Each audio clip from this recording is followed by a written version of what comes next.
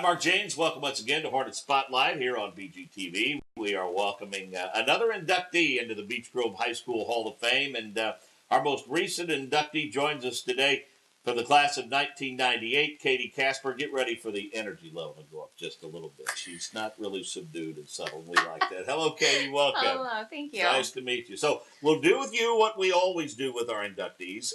Tell us about what life was like as a high school student at Beech Grove in the mid to late 1990s. I think we can say it was firmly in the late 1990s. I actually worked here on the Hornet Spotlight crew. Mr. Clevenger did all of our intros, and it was just him and me. I think we had a designated period that we did it, and that was it. There were not this many students around lending a helping hand. Yeah. We were just bringing back the drama club at that time. There had not been drama in a long time, and we worked through that. And then I also was able to participate in something called the SPAN program through IUPUI, where I was able to go on campus at IUPUI and take college classes during my school day. So it was a pretty exciting time. That's a great opportunity. Now, at what point in high school did you start to think about and assess what you were going to do after high school? Or was there anything here that piqued your interest that drove that? Or I guess we should go back a little bit. You started involvement in dance at the age of 2. That is correct. Yes. And that's what kind of drove you and was your focus all the way through middle school and high school. Yes, and I was a latecomer to the Beech Grove School Corporation. I did not start here until my sophomore year of high school. So by the time that I came, I had already had more than a decade of dance, and I continued to dance through high school at the dance company on the south side here. So I already had that. My evenings were pretty much booked. Mm-hmm. And then through the drama program here, I got to spend more time on stage and got to do some non-dancing performance, which is very, very nice. So when I applied for college, I selected IU Bloomington for many reasons, but one of which was at the time, there was something called the Individualized Major Program, where you could design your own course of study. And I thought, you know what, musical theater is really kind of what I would like to do. It's combining all the things that I love. My parents were trying to be practical and said, why don't you get another major just to be safe? So I also studied English, which actually worked out fine. Right. I don't regret either of those. That was great. So now, where did the influence come from, or the guidance, I guess? What was the inspiration to get you in dance at the age of 2? Is performing something that was part of your family, your mom, your dad, or someone? My dad actually was a musician, is still a musician. He played French horn professionally for a while there, and his first trip to college was as a French horn performance major. So my parents have always supported us being musically literate and having opportunities to perform. I think my mother was looking for something to do with me because she could only applaud so much. So it was time for me to go out and find some new avenues. My parents also were adamant that everyone play an instrument. Mm-hmm. And my parents are fairly religious. We were raised in the Baptist church. So we sang at church always. We were always singing at church in the choir or as the worship leader. So I was able to have a pretty well-rounded experience. I played piano for a very long time, and then I played trumpet at Perry Meridian, but not here. So I was able, when I came here, to say, I'm really ready just to focus on dance and feel pretty confident. Tell us a little bit about your time spent at IU. How much performing, what all were you involved in at Indiana University? It was a great time. There was no musical theater program then. Now you have to audition for the musical theater program, and that's an entire school, and there's a defined course of study. At the time, I started as a theater major and then went through the IMP process to expand my curriculum to include voice, music theory, and a variety of dance classes. There also was only at that time ballet majors. Modern or contemporary dance was not added as a major until after I left.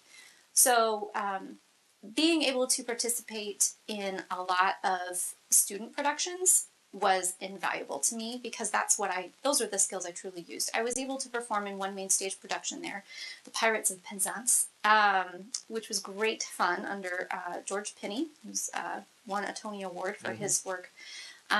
So it was a great mix-up of being able to have some professional experience, and then also we would just get together and put on a show, which is essentially what I did with the rest of my life. Interesting to note that the involvement that you had in theater and productions and whatnot, starting at the age of 2, were there times maybe when you went back to your dorm after rehearsal, after a show, maybe you sat in the chair on the edge of your bed and said, "This is about as much fun as I'm ever going to have in my life"? I mean, it sounds to me like you were doing exactly what you always intended to do. Mostly. Yeah. Mostly, yes. It was great fun, and I had fantastic friends who were immensely talented. Many of them doing so well in Chicago and New York, creating independent theater. It's nice. It's very nice. Well, it clearly I think, if I may be so bold, you would have had opportunities to follow that same path, New York, Chicago, and other places, but you decided after college not to do that. That is correct, and that was a kind of a tortured decision. My husband and I started dating when I was a freshman in high school. Prom date? Yes, he was my prom date. All right. I think between us I went to 7 proms and he went to 8. That's really too many. But it was a lot of prom. Yeah. I like to get dressed up. I understand. So we were together, and he was also at IU Bloomington studying computer science, and his mother was ill. So we decided that to start our family and to really be the kind of family that we wanted to be, we needed to be here. And I had grown up here as an artist. I had all the opportunities that shaped me into the artist that I was at that time were mostly from here. Mm-hmm. So I felt very confident that if I came home, I would be able to create opportunity for myself, and was able to do that. So I felt good at the time about being a big fish in a small pond. The pond has gotten much larger, partially through my own efforts. But there's so many talented artists here. There really is a better balance here of being able to support yourself and to make a life and to be able to pursue your art. Let's talk about how you dialed in on Fountain Square and what you did there. I, at the time, my day job was as an event planner. And one of the events that we planned was for the Indianapolis Neighborhood Housing Partnership. So I was introduced to the work of the community development corporations here in Indianapolis through the INHP. We had a home fair, is what it was called. So I met Bill Taft, who was the director of SEND, who later became my boss. And we decided that we were getting married and it was going to cost just as much to buy a house as it was to rent. And so we went to SEND, and we were very nervous. First-time home buyers had never, really didn't have much credit, and were able to get in on a wonderful house in Fountain Square. Still on the edges, on the fringe, it was a pioneering experience. And Fountain Square still had all the seeds of the things that it has today, but they were not thriving in the way that they are now. Sure. So we lived there for 11 years, and I started working with SEND after I had bought my house and had spent another, I think, 2 years with the event planning company. So they asked me to come in to cover a maternity leave, and it just happened to work out that we loved each other, and I stayed. So I started there as the office manager, which was great at the time because I had just taken almost a year to focus on Modus and on really growing the company and getting it established. And so I kind of made it clear to them, like, I'm happy to come and manage your office, but I'm also running this at the same time. And they were wonderfully supportive of that. It just worked out that they ended up moving me into a different role as the development and planning manager. And I got to use so many of my skills that I had developed with Modus and with the event planning firm in marketing and in strategic planning, in program development, board development, and was able to take a lot of the fundraising experience that I got there back to Modus. So it was a really good I was going to suggest that clearly you have the talent, the experience, and you had the background in theater. I got to believe that at the time, that period of time you spent as an event planner was huge in terms of the overall long-term success. Yes, it absolutely was. I love a spreadsheet. Well, let's talk about at some point did you totally changed directions career-wise? Was there an itch that needed to be scratched, or how did you have that conversation with your husband? Oh, by the way, it actually wasn't that hard of a conversation to have with him because, believe it or not, nurses make more money than executive directors of nonprofits. So what happened was Modus it was my first baby, and I nursed that baby for 6 years, and then had my own baby and was at home. We'd had a lot of issues with his mother's health, and my own mother is a nurse, and I had felt that I was getting so tired of constantly fundraising to pay my own salary. It's a very repetitive process at a certain point of justifying your existence. So I really had lost that connection with the making a difference that the nonprofit world had given me, and really felt like through my experiences and with my mother-in-law that medicine was something I was really interested in looking into. So I started taking classes online with my tiny baby at home and really just fell in love with it and ended up going ahead and getting my Bachelor's of Science in Nursing. And where did you go from there? Tell folks what you did with that.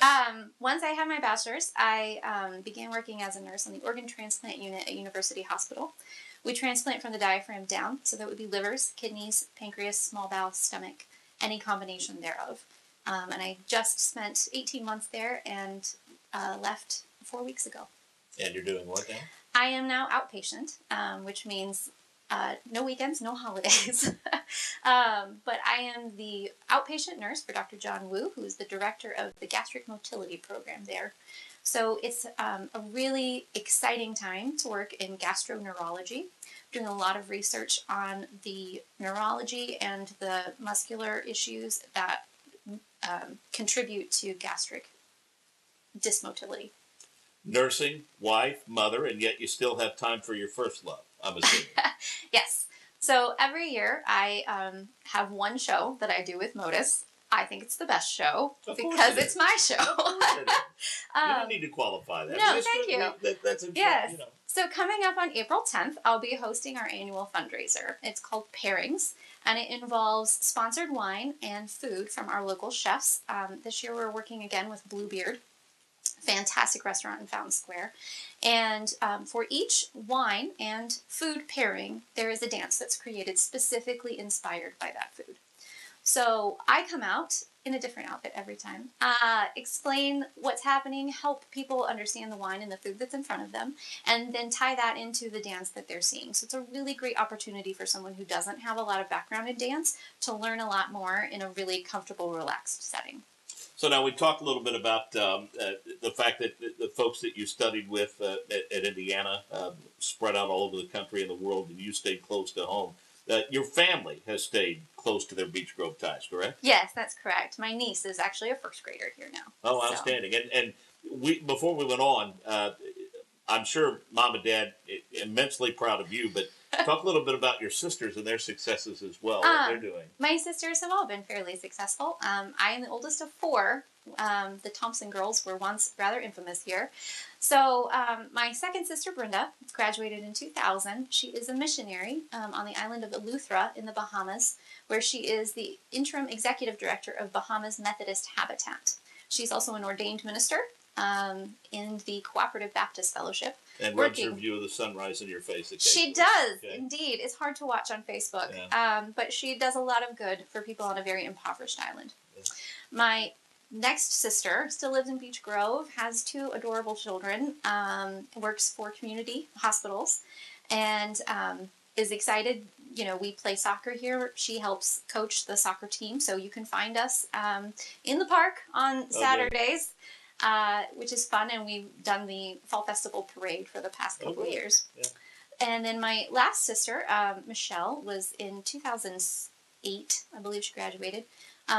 She lives in Kansas City and is about to embark on a medical career of her own. So, but none of them are Hall of Famers. None of them are. With all of their successes, none of them are Hall of Famers.